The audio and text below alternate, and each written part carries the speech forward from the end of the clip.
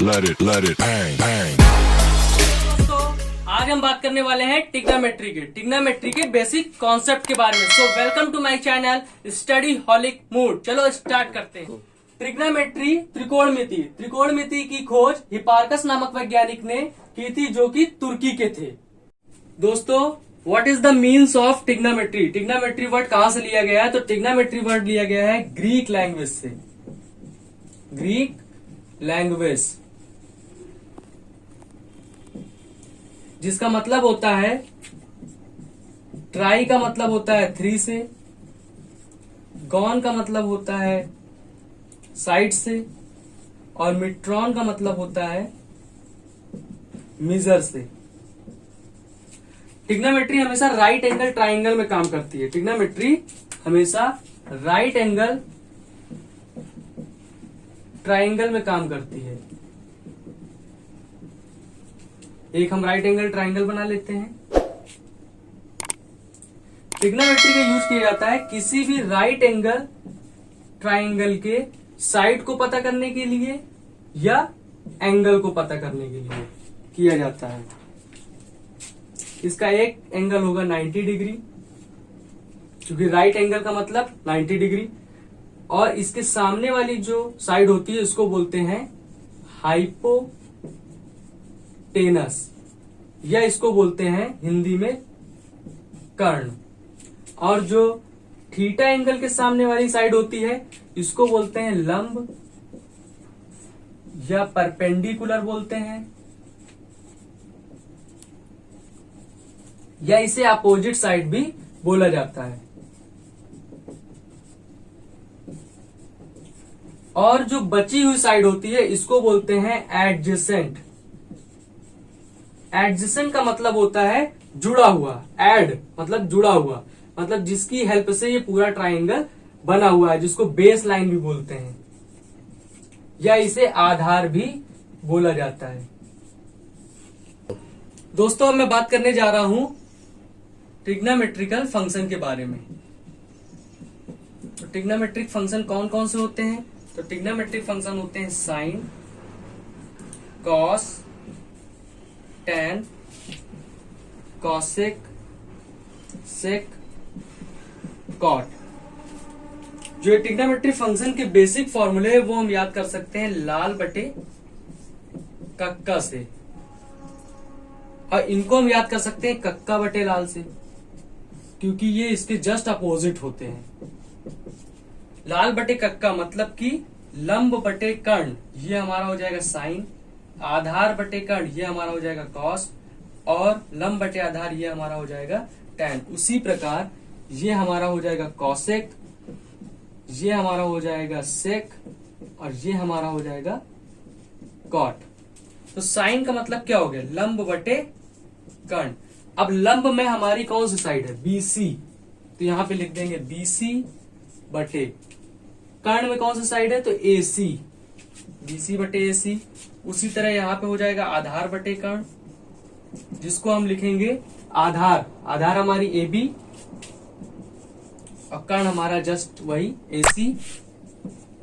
अब देखिए टैन क्या होता है? टैन होता है लंब बटे आधार, जिसको हम बोलेंगे, अब देखो लंब क्या है? बीसी, और आधार हमारा हो गया ए बी।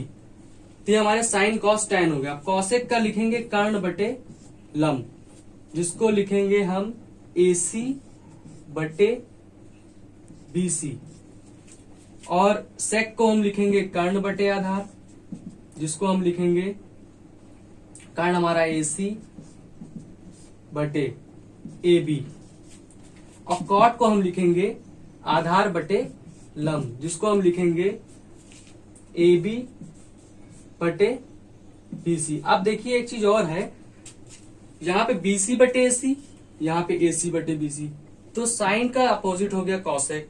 यहाँ पे कॉस है ए बी बटे एसी, यहाँ पे हो गया कर्ण बटे आधार एसी बटे बीसी, एसी ऊपर चला गया। यहाँ पे देखो टैन है बीसी बटे ए बी, ये हो गया ए बी बटे बीसी। तो ये हमारा रहा फॉर्मूला। दोस्तों अब हम कुछ फॉर्मूले के बारे में बात करेंगे, जैसे कि साइन का अपोजिट होता है 1/, कॉसेक, और कॉस का अपोजिट होता है 1 अपॉन सेक, और टैन का अपोजिट होता है 1 upon cot. Sine theta, cos theta, tan theta भी लगा लो। अब इसी प्रकार साइन थीटा का हो गया 1 अपॉन कॉस थीटा, तो वैसे ही कॉसेक थीटा हो जाएगा 1 अपॉन साइन थीटा, और वैसे ही सेक थीटा बराबर हो जाएगा 1 upon cos theta. Cos theta का 1 अपॉन सेक हुआ तो सेक का हो गया 1 अपॉन कॉस थीटा, और उसी प्रकार कॉट थीटा का हो जाएगा 1 अपॉन टैन थीटा। अब देखिए यहाँ पे टैन थीटा बराबर होता है साइन थीटा बटे कॉस थीटा, और कॉट थीटा बराबर होता है कॉस थीटा बटे साइन थीटा, क्योंकि ये दोनों आपस में क्या है, एक दूसरे के अपोजिट हैं। अब देखिए अगर हम अपोजिट वालों को मल्टीप्लाई करते हैं तो क्या होता है, अगर हम sine theta multiply cosec theta अगर कर देंगे तो ये क्या आ जाएगा, इसका मान हो जाएगा 1।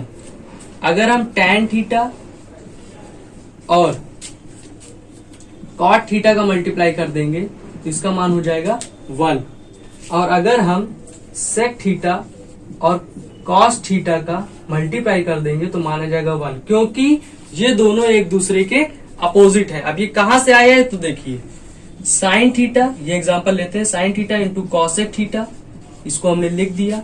साइन थीटा, कॉसेक थीटा किसका उल्टा होता है, 1 अपॉन साइन का, साइन थीटा का, तो ये कट जाएगा तो आ जाएगा 1।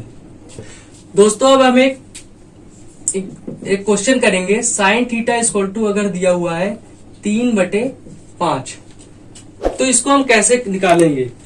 मान लीजिए हम राइट एंगल ट्राइंगल बनाते हैं, 90 degree, theta angle A B C. तो साइन थीटा बराबर मैंने बताया था लाल बटे कक्का से मैंने बताया था ये क्या होता है, लंब बटे कर्ण। तो लंब की वैल्यू हमारी हो गई 3, तो लंब हमारा इधर आता है थीटा एंगल के सामने, और कर्ण की वैल्यू हमारी हो गई 5। तो अब हमें बेस और एडजेसेंट की वैल्यू हमको पता करना है। तो इसको पता करने के लिए हम क्या करेंगे, तो इसको पता करने के लिए हम पाइथागोरस प्रमेय लगाएंगे। पहले तो पाइथागोरस प्रमेय,